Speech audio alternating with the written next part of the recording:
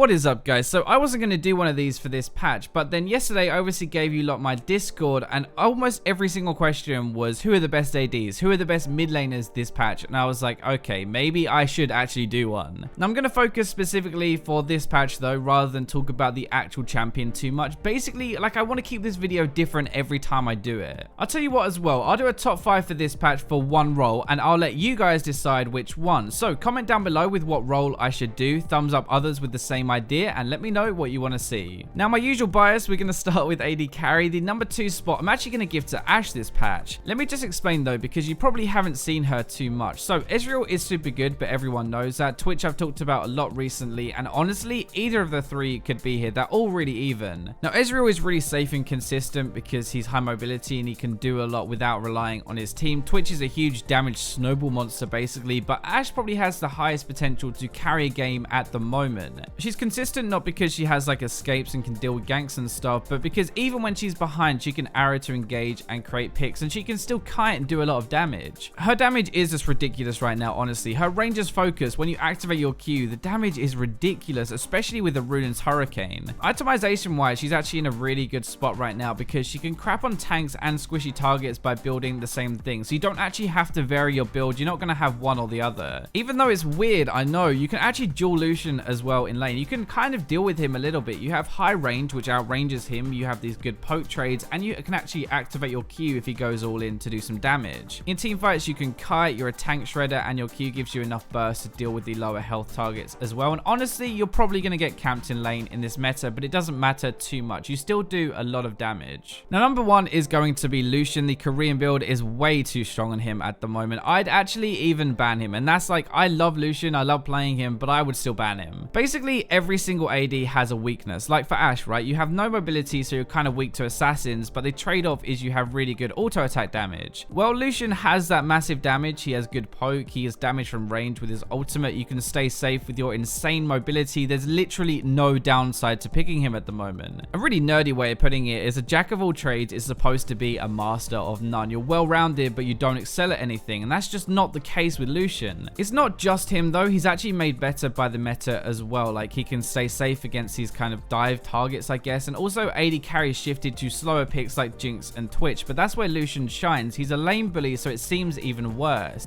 So I did this last time. I did my one to watch out for this patch, and you guys seem to like it, so I'm going to carry on doing it, and it's going to be Miss Fortune. You're a good answer to Lucian. Your ultimate damage is insane, and you're strong throughout the game, especially with the Korean build we highlighted a few days ago.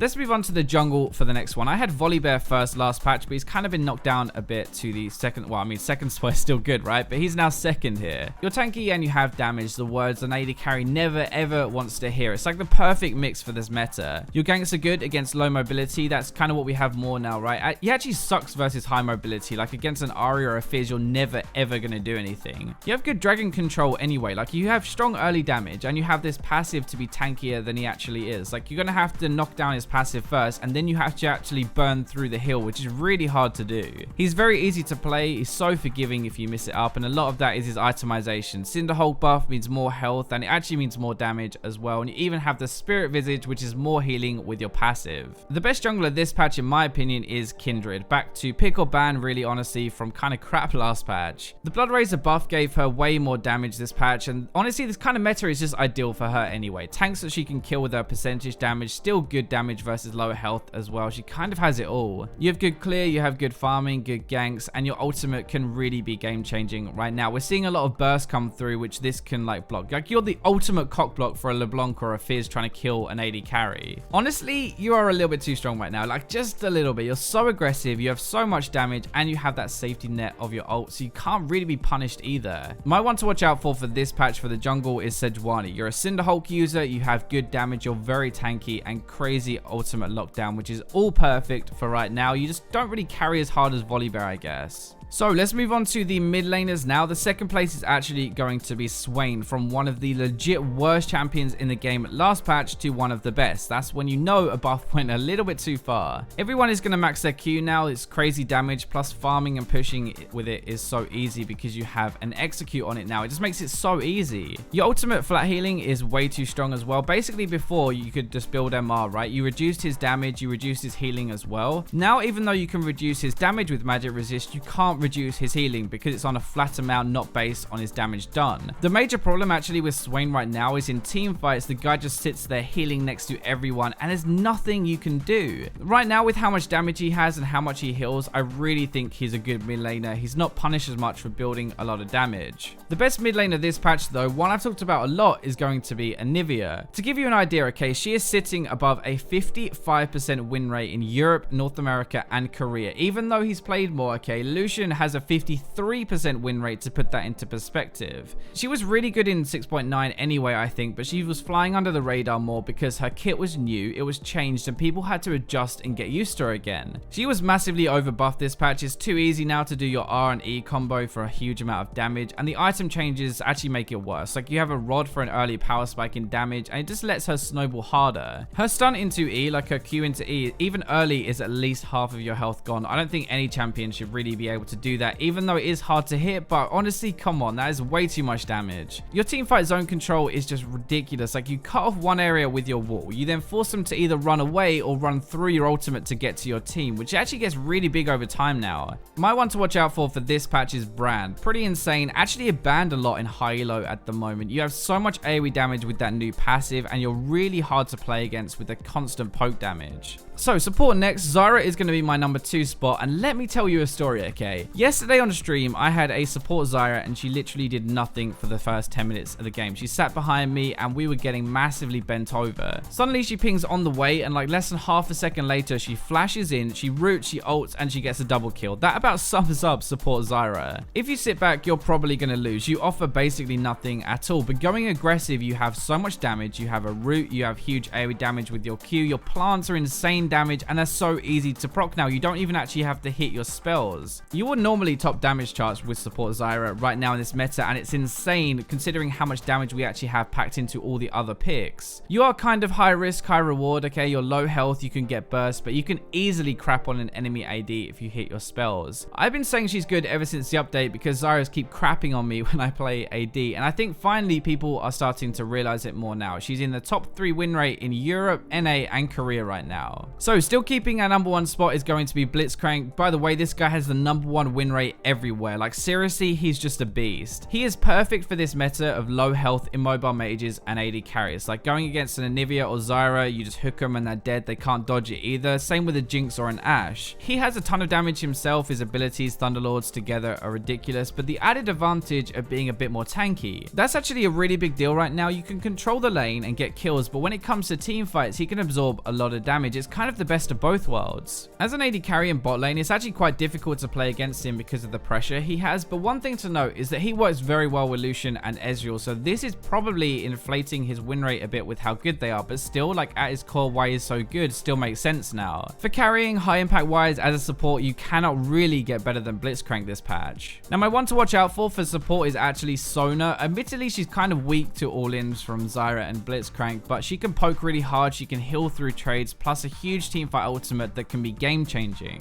If you actually main top lane, I am sorry I keep leaving them till last, but I left it until last again because really not much is changing at the moment. Our second spot is going to be Maokai. True tanks are doing decently well at the moment, I guess, but Maokai is because of his targeted root. That W is a massive shutdown to any assassin or any AD carry, any damage threat really, and we're seeing a lot of them in patch 6.10. They cannot dodge it, okay? Sion Q ultimate you can flash. You cannot flash a Maokai root. This is actually huge for team fights, like TP ganks, early fights. Locking someone down can be deadly. He has decent damage, decent sustain, and he builds full tank as well. And cross map impact wise, like, your TP ganks are one of the best because of that early damage and your root. Your ultimate is definitely an underrated tool against the mage meta, which we're in right now because it blocks so much damage. And overall, as far as pure tanks go, Maokai is the best you can actually use to climb solo queue. So our best top laner is probably actually Swain, but I just talked about him a lot mid lane, and everything that I said there applies to top as well. So instead of repeating myself, let's go ahead and look at Pantheon. Pantheon really is not played that much in EU or NA at the moment, but he has one of the highest win rates and game impact, so I'm not going to stop and I'm going to keep mentioning him. It is a high risk, high reward playstyle. You're not great late game, but the reward is actually better in 6.10. There's more to take, more tools to build an advantage before it's too late. You can win your lane, which is kind of the same in any meta, I guess, but Rift Herald is there to take now, dragons mean more, and the first tier towers give more gold. All of these help you to snowball snowball a little bit more. Your ultimate is the best way to do this, really a great tool to roam and take these objectives or grab kills bot lane, and it is a bit more of a proactive playstyle. You can't really just sit back, you have to go roam around and snowball your advantage. He does well versus the other meta champions right now. He can even beat Swain as well if you go aggressive and your balls are big enough. My one to watch out for is actually going to be Jarvan top lane. This is like a hybrid tank damage version of Jarvan. You can easily one-shot the enemy AD carry late game, and it's just so hard to deal with. You have good damage, you're tanky, you have a good laner phase, and a good team fight. So he's actually a very well-rounded pick at the moment. So that wraps up this video. Remember to let me know which role you want to see for a top 5 this week. Like, subscribe, comment, share. But for now, let's go to the robots.